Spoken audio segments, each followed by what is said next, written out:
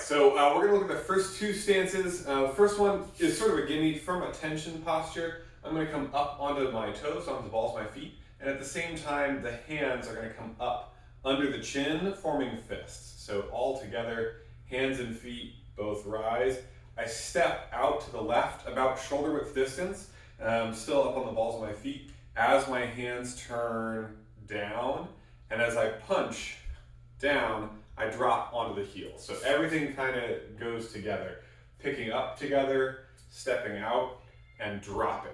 As I drop, I want to make a magic distance, the distance between my pinky and my thumb, between the wrist of my hand and the crease of my hip. So I can always figure out how far this arm should be from my hip using that magic distance. So looking at it from the side, from attention, I pick up, hands and feet together, step out, punch down, and then from here, again, you should be able to check that magic distance. From here, everything is nice and upright.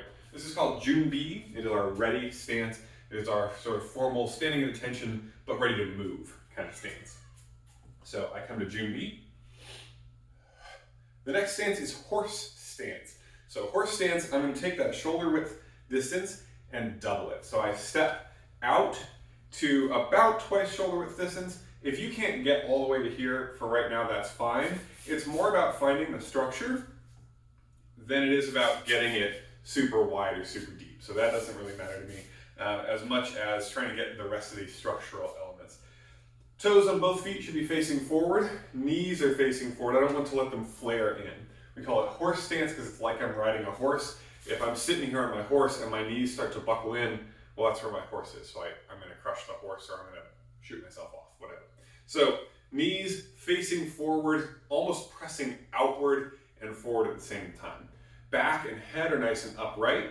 Tailbone is tucked. I'm not trying to flare out my hips this way, but keep a nice, straight, neutral spine. Again, back and shoulders upright as if I was carrying a cup of tea or something on my head.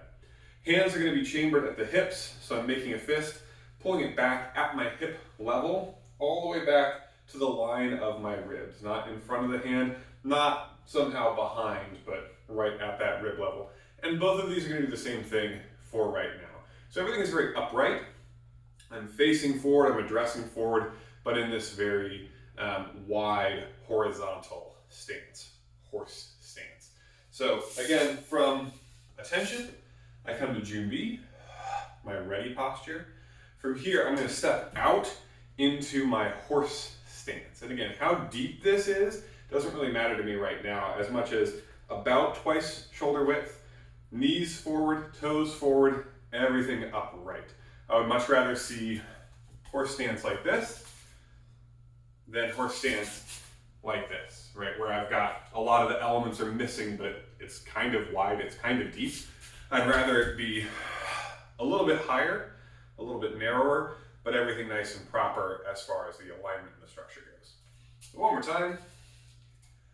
Junbi is my ready posture. And then horse stance, I step out, again, back straight.